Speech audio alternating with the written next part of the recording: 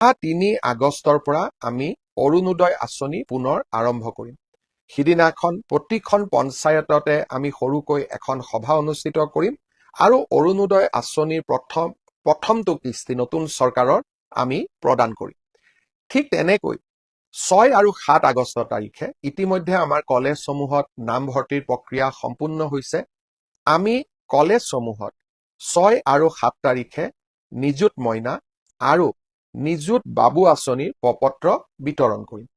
এই প্ৰপত্ৰসমূহ আমাৰ ছাত্ৰ ছাত্ৰীসকলে ভাগিনসকলে পূৰণ কৰিব আৰু প্ৰপত্ৰসমূহ আমাক নিৰ্ধাৰিত সময়ত উভতাই দিব, যাতে আমি ছেপ্টেম্বৰ মাহৰ পৰা নিযুত মইনা আৰু নিযুত বাবু আঁচনি ৰাইজক বিশেষকৈ আমাৰ ভাগিনসকলক আমি নিয়মিতভাৱে যাতে দিয়াৰ প্ৰক্ৰিয়া আমি আৰম্ভ কৰিব পাৰোঁ।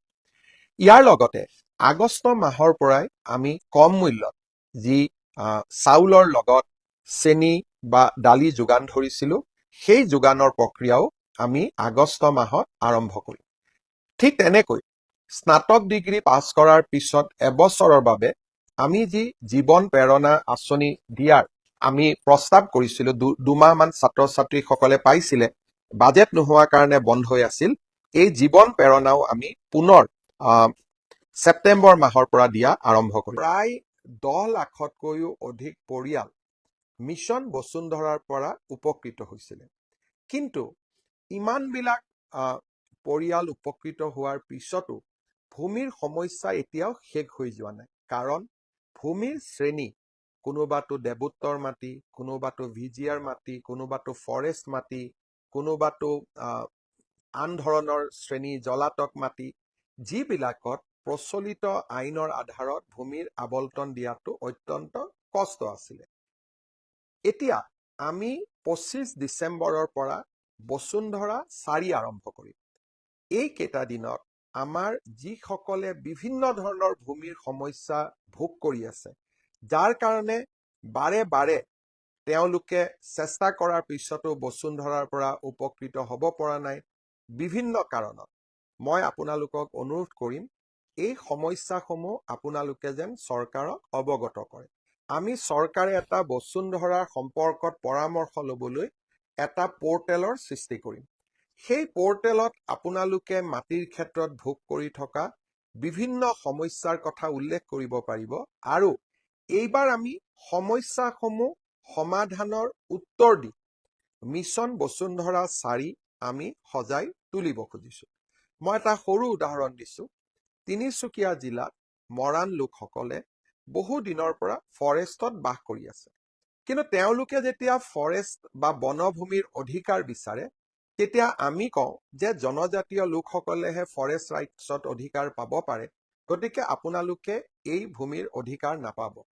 এতিয়া আমি চেষ্টা নিশ্চিতভাৱে কৰিব পাৰোঁ যে অসমৰ আদিম জনগোষ্ঠী হিচাপে কেনেকে মৰাণ মটককো আমি বনভূমিত মাটিৰ অধিকাৰ দিব পাৰোঁ। এই সমস্যাবিলাক মই আগতে নাজানিছিলোঁ। যেতিয়া বসুন্ধৰা 1, 2, 3 কৰিলোঁ, এনেকে নতুন নতুন সমস্যাবোৰ আমাৰ সন্মুখলৈকে আহি থাকিলে আৰু আমি সমস্যাবিলাক সমাধানৰ ৰাস্তা উলিয়ালোঁ, কিছু উলিয়াব পৰা নাই, আৰু তাৰ বাবে আমি বসুন্ধৰা 4 লৈ আপোনালোকৰ মাজলৈ আহিম, যাতে আৰু বহুত সমস্যা সমাধান হয়। অৱশ্যে য'তেই সমস্যাৰ সমাধান হয় তাত নতুন সমস্যাৰো সৃষ্টি হয়।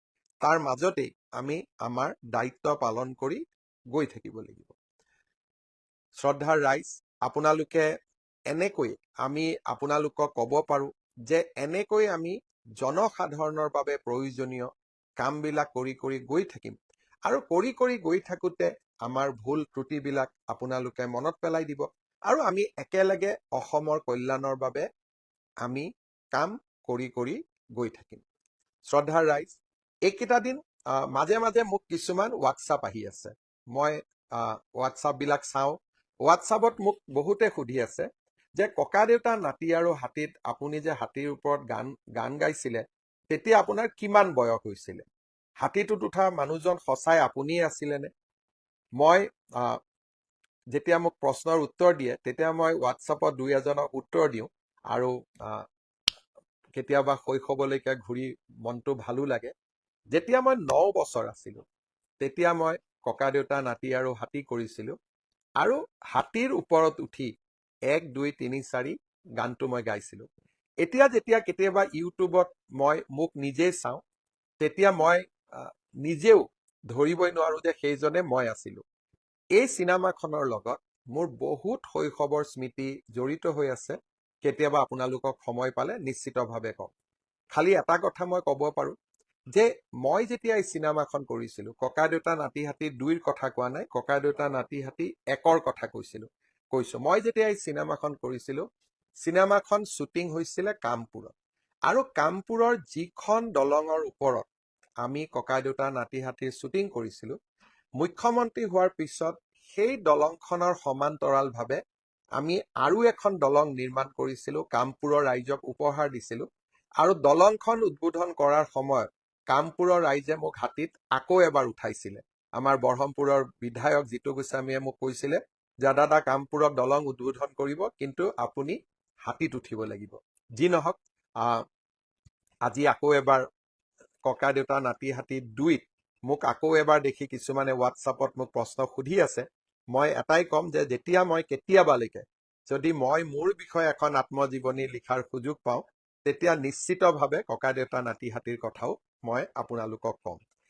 মই ইয়াত দেখি আছো যে এজন মই নামটোত ফটক কৰি ধৰিব নোৱাৰিলো, পৃথিৱীৰাজ ৰয়। তেওঁ মোক সুধি আছে যে মামা CM-AAA আবেদন কেতিয়া হ'ব? মই উত্তৰটো এনেকে দিম যে আমাৰ CM-AAA অৰ্থাৎ মুখ্যমন্ত্ৰীৰ আত্মনিৰ্ভৰ অসম আঁচনিৰ কেইবাটাও পৰ্যায় আছে। প্ৰথম আমি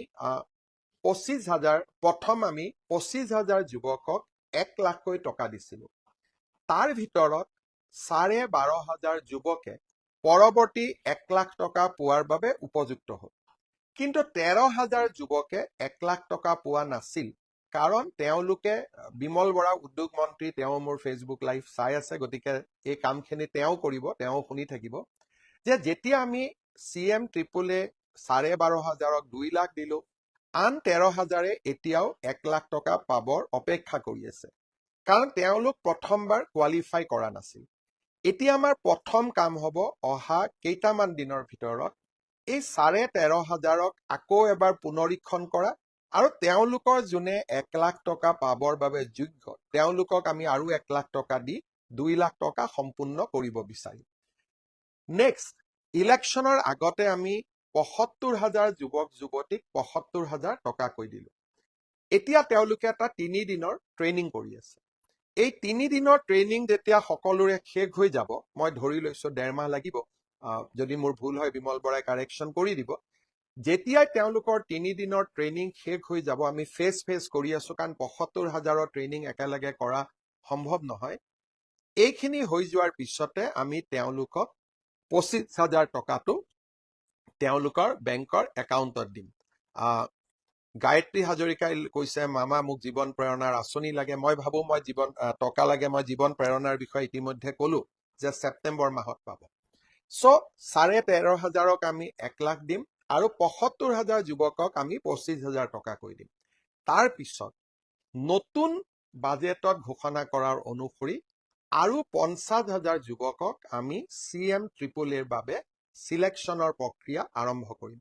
অকণমান ধৈৰ্য ধৰিব লাগিব, কিন্তু আমাৰ চৰকাৰে যিমানবিলাক প্ৰতিশ্ৰুতি দিছে, এইখন চৰকাৰে নিজৰ প্ৰতিশ্ৰুতিত যিমানলৈকে পাৰোঁ আমি সদায় পালনৰ বাবে চেষ্টা কৰিম, যাতে আমাৰ কথা আৰু কামৰ মাজত মানুহে পাৰ্থক্য দেখা নাপায়। ইয়ে মোৰ প্ৰচেষ্টা, আৰু তেনেকৈ মই মোৰ ৰাজনৈতিক জীৱন আগবঢ়াই লৈ গৈ আছো আৰু তেনেকে আগবঢ়াই লৈ গৈ থাকিম। বহুত সময় নলওঁ, কাৰণ এতিয়া সকলোৰে গাত ৱৰ্ল্ড কাপৰ ঠিক ফিভাৰ বুলি ক'লে নহ'ব। সকলোৰে মনত এতিয়া চিন্তা যে আৰ্জেণ্টিনা জিকিব নে স্পেইন জিকিব। মোক কেইদিনমান আগতে প্ৰেছে সুধিছিল যে ছাৰ মুখ্যমন্ত্ৰী মহোদয়, আপুনি আৰ্জেণ্টিনাক ছাপোৰ্ট কৰিব নে স্পেইনক ছাপোৰ্ট কৰিব? উত্তৰটো মই দিব নোৱাৰিলো, কাৰণ মোৰ ল'ৰা সি ইমানে আৰ্জেণ্টিনাক ছাপোৰ্ট কৰে, এতিয়া মই বেলেগ কথা ক'লে ল'ৰাই ভাত পানী নোখোৱা হৈ যাব। সেইকাৰণে মই কাক ছাপোৰ্ট কৰোঁ নকৰোঁ সেইটো মই মোৰ মনত ৰাখি থৈছোঁ। কিন্তু ডেফিনেটলি আপোনালোকে ফেচবুকৰ তলত ইয়াত কৈছে মেঘ বাহাদুৰ তামাঙে লিখিছে UPSৰ নটিফিকেশ্যন কেতিয়া দিব? UPSৰ নটিফিকেশ্যন ওলাই গৈছে, তথাপিতো মই এবাৰ চেক কৰি চাম। যদি কিবা কাৰণত ওলোৱা নাই মই পুছ কৰি দিম, কিন্তু মোৰ যিমান দূৰ মনত পৰে ওলাই গৈছে। কিন্তু মই মোৰ ল'ৰাৰ কাৰণে ক'ব নোৱাৰো কোন জিকিব, কিন্তু আপোনালোকেতো ক'ব পাৰে। সেইকাৰণে আপোনালোকে কমেণ্টত লিখিব আৰ্জেণ্টিনা নে স্পেইন।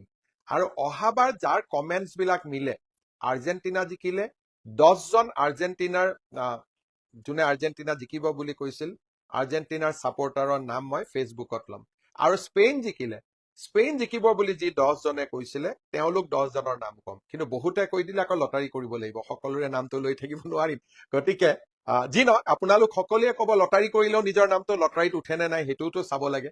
যি নহওক, আজি মই আপোনালোকক বহুত কেইটা কথা কলো। বিতুপন দলে লিখিছে আৰ্জেণ্টিনা জিকিব। ৰক্তিম দত্তই জিকিছে যে যোৰহাট